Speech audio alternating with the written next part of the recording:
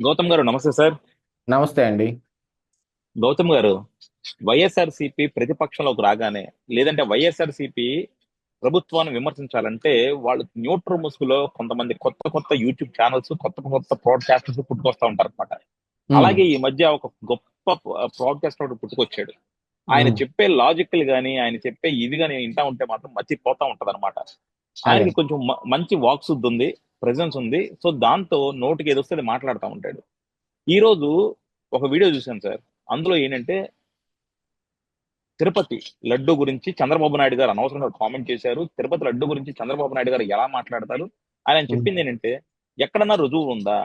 అందులో ఏముంది? Suspected adulteration అని ఉంది తప్ప, అడల్టరేషన్ కన్ఫర్మ్డ్ అని ఉందా?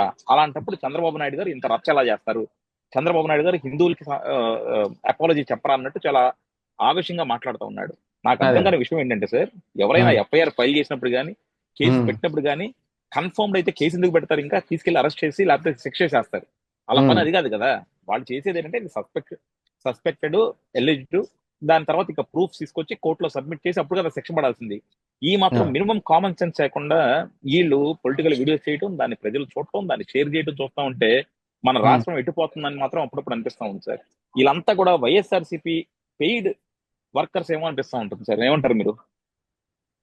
యూజువల్లీ కరెక్టే. ఇప్పుడు వైఎస్ఆర్ కాంగ్రెస్ పార్టీని వెనకేసుకొని రావటానికి కొంతమంది వైసీపీ సోషల్ మీడియాలో ఉన్నారు. అలాగనే న్యూట్రల్‌లో గూడా ఉన్నారు. ఇప్పుడు యాక్చువల్‌గా ఎంత న్యూట్రల్ వారైనా సరే, ఇప్పుడు ఏదో ఒక పార్టీని వాళ్ళకి లోపల ఉన్న ఇష్టాన్ని బట్టి ఏదో ఒక పార్టీకి వాళ్ళు కొంచెం ఫేవర్‌గా చెబుతారు.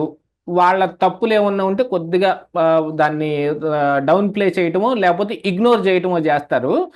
మరి మా ప్రభుత్వంలో ఉన్న వాళ్ళనో, లేకపోతే వాళ్ళకి ఇష్టం లేని పార్టీలనో ఎక్కువగా ప్రొజెక్ట్ చేసే ప్రయత్నం చేస్తారు. ఇది న్యూట్రల్ ముసుగులో ఎప్పుడు జరిగేదే.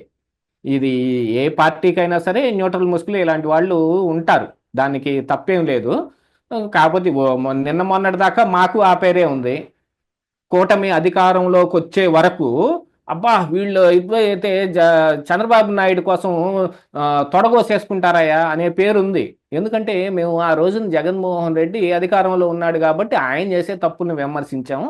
అదయిపోయింది. ఇప్పుడు కూటమి అధికారంలోకొచ్చింది గదా! ఈ రోజున కూటమిలో నాయకులు చేస్తున్న తప్పులనన్నిటిని విమర్శిస్తుంటే, ఈరోజు ఎంతెందుకు మిమ్మల్నే మొన్న అడిగారు కొంతమంది, పలానా వాడితోటి మీరెందుకు వీడియోలు చేస్తున్నారు? వాడు వైఎస్ఆర్‌సీపీ మాటలు మాట్లాడుతున్నాడు అన్నారు గదా! వాళ్ళకి ఎదురు తిరిగో లేకపోతే వాళ్ళని విమర్శించో మాట్లాడే మాటలు ఏదైనా ఉండగానే పక్క పార్టీకి అంటగట్టేస్తుంటారు. ఇప్పుడు మేము ఎటు గాకుండా అయిపోయాం చూడండి. టీడీపీ వాళ్ళందరేమో వైసీపీ అనుకుంటుంటారు. వైసీపీ వాళ్ళందరేమో టీడీపీ అనుకుంటుంటారు. మరి అదే గదా న్యూట్రల్ అంటే. కానీ ఇక్కడ న్యూట్రల్‌లో కూడా ఇంకోటుంటది. వీడు మనవాడేనండి అని అనుకునే న్యూట్రాలిటీ ఒకటుంటది. ఆ న్యూట్రల్ ముసుగులో వీళ్ళందరూ ఇలాంటివి జేస్తుంటారు. పోనీ ఇప్పుడు సస్పెక్టెడ్ అడల్టరేషన్ అనే ఒక రిపోర్ట్ వచ్చిందనుకుందామండి. దానికంటే ముందు మరి అసలు జగన్మోహన్ రెడ్డి చెప్పులేసుకొని గుళ్ళోకెళ్ళిపోయాడు గదా! చెప్పులేసుకొని గుళ్ళోకెళ్ళబోయాడు గదండీ! ఆ చెప్పులు ప్రజలు చూసి విప్పిస్తే అందరూ గోల చేస్తంటే అప్పుడు విప్పాడు గదా! మరి దాని మీద ఎప్పుడన్నా జగన్మోహన్ రెడ్డి అపాలజీ చెప్పాడా ఎవరికన్నా? హిందువుల మనోభావాల్ని దెబ్బతీయబోయినందుకు నా నాకు ఇష్టపూర్వకంగానో, లేపోతే అనాయాచితంగానో, లేపోతే నాకు తెలియకుండానో జరిగిన తప్పు ఇది. క్షమించండి అని ఏ రోజన్నా జగన్మోహన్ రెడ్డి అపాలజీ చెప్పాడా? మరి దాన్ని అడగలేదే ఎవరు? దాన్ని అడగరు గదా! ఇప్పుడు అడల్టరేషన్ జరిగింది అనంటే నెయ్యిలో అడల్టరేషన్ జరిగిందనే విషయాన్ని ఇప్పుడు చిన్నగా ప్రూవ్ చేస్తున్నారు. ఇప్పుడు సిట్ ఏం తెలుస్తుంది? ఓ పక్కన భోలే బాబా డైరీ, ఇంకో పక్కన వైష్ణవి డైరీ, ఇంకో పక్కన ఏఆర్ డైరీ. వీళ్ళందరినీ లో ఉన్న వీళ్ళని అరెస్ట్ చేయటం జరిగింది. అందులో అడల్టరేషన్ చేయటానికి వీలున్నది మొత్తం తీశారు. ఇప్పుడు మరి ల్యాబ్ రిపోర్టు అడల్టరేషన్ అందులో కూడా ఇందులో యానిమల్ ఫ్యాట్ ఉందనే దాన్నే కదా వాళ్ళు సస్పెక్టెడ్ చెప్పింది. ఇప్పుడు సస్పెక్టెడ్ కాకుండా ఏం చెబుతారండి దాంట్లో? కన్ఫర్మ్ అని ఎవడు చెప్పడు కదా!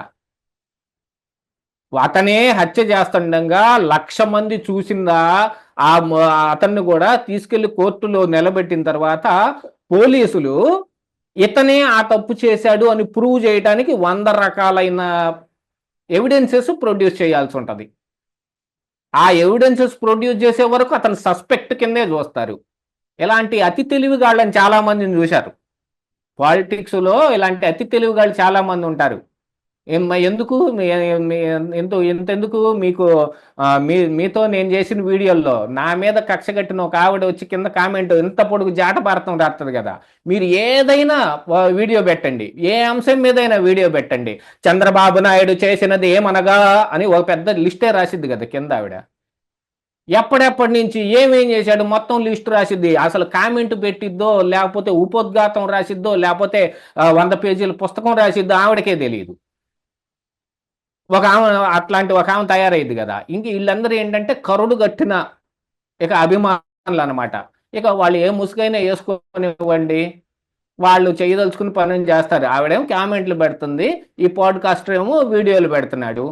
ఇక దాని మీద ఏంది, ఇంకా దీని మీద కూడా ఇక అసలు ఈ మహిళలకు ఫ్రీ బస్సు అది ఇంకా ఒక రూపకల్పనే జరగలేదు, దానికి ఏదో కేటాయింపులు జరిగినాయో లేకపోతే దాని మీద ఇంకా పెట్టాల్సిన దాని మీద యోచిస్తున్నారు ఏదో జరుగుతుంటే, మొన్ననే అతను నేను అనుకుంటాను ఒక వీడియో రిలీజ్ చేశాడు.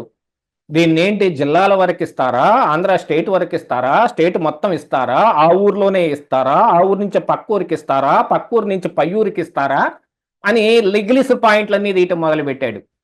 ఎలాగిస్తారనే రేపు ఇచ్చినప్పుడు తేలిపోయిద్ది. ఆ ఇచ్చినప్పుడు భయంకరంగా విమర్శించవచ్చు.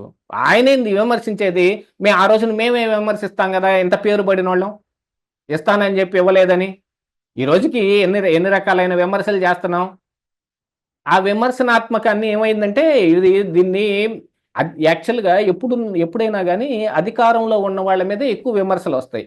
ఎందుకు వస్తాయి అంటే వాళ్ళు అధికారంలో ఉన్నారు కాబట్టి, వాళ్ళు తప్పు చేయటానికి 100 రకాల ఆస్కారాలు ఉంటాయి కాబట్టి, వాళ్ళు చేసే ప్రతి ఒక్క చిన్న తప్పు ప్రజలకు ఒక పెనుభారంగా మారిద్ది కాబట్టి అధికారంలో ఉన్నవాడిని అవేర్ చేయటం కోసం ఎప్పుడు విమర్శిస్తారు. ప్రతిపక్షంలో ఉన్నవాడిని విమర్శించి ఏం లాభం లేదు. ఈరోజు జగన్మోహన్ రెడ్డిని విమర్శించి ఏం చేస్తామండి? అధికారంలో ఉన్నవాళ్ళనే కదా విమర్శించాలి. మద్యంలో షాపులు జరిగినలో చంద్రబాబు నాయుడు గారే డైరెక్ట్గా ఇన్వాల్వ్ అయ్యి ఆయనే వార్నింగ్ ఇవ్వాల్సి వచ్చిందా లేదా చెప్పండి. ఇసుక విషయంలో చంద్రబాబు నాయుడు గారే స్వయాన దిగి వార్నింగ్ ఇవ్వాల్సి వచ్చిందా లేదా చెప్పండి దాని గురించి. ఇప్పుడు ఇవాళ పేపర్లో హైలైట్గా వచ్చింది, రామాయపట్నం కాంట్రాక్టర్ని బెదిరిస్తున్న మరి కూటమి ఎమ్మెల్యే అని ఆంధ్రజ్యోతిలో ఈరోజు మెయిన్ దీంట్లోనే వచ్చింది. ఇలాంటిది ఏదైనా సాక్షిలో ఒక్కరోజు వచ్చిందా? పెద్దిరెడ్డి రామచంద్రారెడ్డి అటవీ భూములను ఆక్రమించుకునే ఏమైనా సాక్షిలో వేయగలిగారా? ఈ పాడ్కాస్టర్లు చెప్పగలిగారా? చెప్పలేదు కదా ఆ రోజు. సరే ఆ రోజు సంగతి వదిలేస్తే ఈ రోజు చెబుతున్నారు అని అనుకుంటే చెప్పే దాంట్లో కూడా ఒక లిగ్లీస్ పాయింట్లు ఎందుకు, స్ట్రైట్ అవే పాయింట్ చెప్పండి. వీళ్ళని పాడ్కాస్టర్ అనకూడదేమో, పెయిడ్ కాస్టర్ అనాలేమో. పాడ్కాస్టర్లు అనాలి. పాడ్కాస్టర్లా చీపాడు వీళ్ళందరూ. అదే ఇంకా విమర్శించామని మన మీద కూడా పడతారు. ఇప్పుడు మొన్న గుండు సూది ఛానల్ శ్రీనివాస్ ఉన్నాడండి. ఆ శ్రీనివాస్ జీవీ రెడ్డి ఇష్యూ దగ్గర కొన్ని ఇది చేశాడు. దాంతో పాటుగా ఎమ్మెల్సీ ఎలక్షన్లప్పుడు ఈ ఇష్యూ కొంచెం దెబ్బ కొట్టేటట్టుగా ఉందని చెప్పాడో, లేకపోతే ఈ రోజు పేపర్లో వచ్చిన ఆ ఎమ్మెల్యే గురించి అతను ముందుగానే వీడియో చేశాడు. ఆ వీడియో మీద ఆయనకు బెదిరింపులు వచ్చినాయో ఏం జరిగినాయో చూస్తే, ఇంకోవైపున అధికార ప్రతినిధి పేరు పెట్టుకుని మహాసేన రాజేష్ వచ్చాడా, వచ్చి గుండు సూది మీద వరుస పెట్టి ఇంకా ఆ రోజు ఇంకే వేరే కంటెంటే లేదు. గుండు సూది ఛానల్ ఏంది, గుండు సూది శ్రీనివాస్ ఏం మాట్లాడతాడు, గుండు సూది అది ఒక న్యూట్రల్ ముసుగులో ఉన్న చంద్రబాబు వ్యతిరేకి, వీళ్ళు టీడీపీ పార్టీనికి దెబ్బ కొట్టడానికి వచ్చారు అని అంటే, మిమ్మల్ని నెత్తిని పెట్టుకుని మోస్తామని కూడా ఏం రాలేదు కదా. మహాసేన రాజేష్ని నెత్తిని పెట్టుకుని మోస్తామని ఏం రాలేదు కదా. లేకపోతే ఇంకో పార్టీకి కొమ్ము కాస్తామని ఏం రాలేదు కదా ఎవరు. ఏదైనా విమర్శన వచ్చినప్పుడు విమర్శ నిజమా కాదా తెలుసుకోండి. మరి ఈ రోజున ఆంధ్రజ్యోతి రాసింది దాని మీద చేస్తాడా మరి మహాసేన రాజేష్? వీడియో చేయలేడు. ఎలా చేస్తాడు? ఆంధ్రజ్యోతి మీద, ఆంధ్రజ్యోతిలో వస్తే అది నిజమేనంటాడు. మళ్ళీ మన బోటోళ్ళు చెబితే అది అబద్ధం. ఏ ఎమ్మెల్యే మీద గుండు సూది శ్రీనివాస్ వీడియో చేశాడో ఆ ఎమ్మెల్యే మీదనే ఈ రోజున ఆంధ్రజ్యోతిలో పెద్ద ఆర్టికల్ అసలు మెయిన్ పేపర్లోనే ఫ్రంట్ పేజ్లోనే వచ్చింది. దానికేం సమాధానం చెబుతాడు? వీళ్ళంతా ఒక కొమ్ము కాసే పాడ్కాస్టర్స్ అనమాట. ఈ ఛానల్ క్రియేటర్స్ అనుకోవచ్చు, ఈ పాడ్కాస్టర్ ఇంకా ఏదైనా పేరు పెట్టుకోండి. దీంతో ఇంకా ఇవి ఒకటేంది, ఇంకా చాలా ఉన్నాయి. మీకు ఇంకా నేను కావాలంటే వేరే లింకులు పంపిస్తా. ఇప్పుడు వాళ్ళ పేర్లు అయితే ప్రస్తుతానికి అప్రస్తుతం కాబట్టి తీసుకుంటానికి భయమేం కాదు. ప్రజలు కనిపెట్టుకున్న రోజున వాళ్ళే కనిపెట్టుకొని తెలుసుకుంటారని అది ఇక ప్రజలకి వదిలేస్తాం. ఎందుకంటే ఏ ఒక్కరికి కొమ్ము వేయడానికి ఇక్కడ రాలేదు కాబట్టి ఏ ఒక్కరినో ప్రత్యేకించి విమర్శించాల్సిన అవసరం లేదు. కాకపోతే వాళ్ళు చేసే విమర్శలు, మొన్నటి వరకు జర్నలిస్ట్ సాయి ఆయన కూడా న్యూట్రల్ ముసుగులో ఉన్నాడు. ఆయన ముసుగుని శ్రీరెడ్డి తొలగించింది. మాకు ఆయనకి డబ్బులు రావట్లేదండి అని. అట్లాగనే వీళ్ళ ముసుగు కూడా ఎవరో ఒకళ్ళు తొలగిస్తారు. వాళ్ళలోనే వస్తారు ఎవరో ఒకళ్ళు. అలాగే సార్, శ్రీరెడ్డి లేకపోతే పంచు ప్రభాకర్ వీళ్ళంతా కూడా పాత అయిపోయారని జగన్మోహన్ రెడ్డి గారు సెకండ్ టర్మ్ కి జగన్మోహన్ రెడ్డి 2.0కి కొత్త వాళ్ళందరినీ తీసుకొచ్చినట్టున్నారు సోషల్ మీడియాలో. అవునండి, కొత్త వాళ్ళని తీసుకొస్తారు. ఎందుకంటే అది కాకుండా గత సోషల్ మీడియా మొత్తం బాగా భయభ్రాంతులకు గురైంది. ఎందుకంటే అప్పుడు వాళ్ళ వే ఆఫ్ ఎక్స్ప్రెషన్ వేరేగా ఉంది. పరమభూతులు, పచ్చి అబద్ధాలు, వీటన్నిటితోటి వాళ్ళు ఆ సోషల్ మీడియాని అలాగే నడిపారు. ఇప్పుడు ఏంటంటే కొత్తగా ఇలాగ తయారయ్యారు. ఇప్పుడు ఎన్నికల ముందు కూడా జగన్మోహన్ రెడ్డి ఏం చేశాడు? ఎక్కడెక్కడ ఉన్న పెద్ద పెద్ద క్రియేటర్స్, వాళ్ళందరూ ఇన్ఫ్లుయెన్సర్స్ ఎవరు ఉన్నారో అలాంటి వాళ్ళని ఒక 300 మందిని హైర్ చేశాడని న్యూస్ రాలేదా? ఎందుకు వచ్చింది అని అంటే, ఈ వైసీపీ సోషల్ మీడియా ప్రచారం చేసేది కేవలం వైఎస్ఆర్ కాంగ్రెస్ పార్టీ నాయకులకి, వాళ్ళ కార్యకర్తలకి, వాళ్ళ ఓటర్లకు మాత్రమే చేరుద్ది. న్యూట్రల్లో ఉండేవాళ్ళు కానీ, లేకపోతే టీడీపీ జనసేన ఫేవర్గా ఉండే వాళ్ళకి కానీ ఆ వీడియోలు వాళ్ళ దాకా చేరవు. ఎందుకంటే వాళ్ళు దే విల్ స్కిప్ చేసి పడేస్తారు. ఇప్పుడు వాళ్ళు కూడా చూడాలి ఏంటంటే అదో ఒక టెక్నిక్ అనమాట. ఒక న్యూట్రల్ ముసుగులో ఉండి అందరూ చూడగలుగుతున్న కొంతమందిని హైర్ చేసేసుకొని మనం అందులో వాడు చెప్పేది నిజము అని నమ్ముతున్న వాళ్ళందరినీ ఇన్ఫ్లుయెన్స్ చేయడం కోసం వాడి చేత మనం అబద్ధం చెప్పిస్తాం. అశ్వత్థామ హతః కుంజరః. ఎందుకు ధర్మరాజే ఎందుకు చెప్పాల్సి వచ్చింది? అర్జునుడు చెప్పినా నమ్మడు, భీముడు చెప్పినా నమ్మడు, ఇంకెవరు చెప్పినా, ఈవెన్ చివరికి వచ్చి కృష్ణుడు చెప్పినా కూడా నమ్మడు ఆయన. ఆ అశ్వత్థామ ధర్మరాజు మీద అంత నమ్మకం పెట్టుకున్నాడు. ఆ ధర్మరాజు చెబితేనే నమ్ముతాడు దాన్ని. అలాంటి ధర్మరాజు ముసుగేసుకొని వస్తారనమాట వీళ్ళందరూ. కొన్నాళ్ళు ప్రొఫెసర్ నాగేశ్వరరావు అనే ముసుగులో చాలా మంది జనాలు కూడా మోసపోయారు సార్.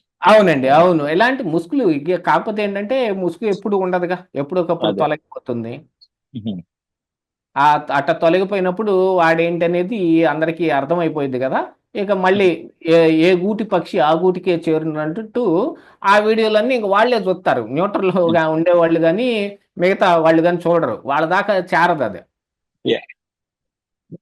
Thank you sir. ఎందుకంటే ఈ టాపిక్ అంటే జనరల్ గా కూడా మనం వీళ్ళ మీద చేయక్కర్లేదు, కానీ ఇలాంటి వాళ్ళ వల్ల ఒకసారి రాష్ట్రం ఎంత నష్టపోయిందో మనం చూసాం. కాబట్టి డెఫినెట్ గా ఇలా కొత్తగా వచ్చే పుట్టగొడుగుల్ని మాత్రం వాళ్ళ వెనకాల ఉన్న ఉద్దేశాలని ప్రజలకు అర్థమయ్యేలా చెప్పాలన్నదే ఈ టాపిక్ చేసాం sir. Thank you very much sir.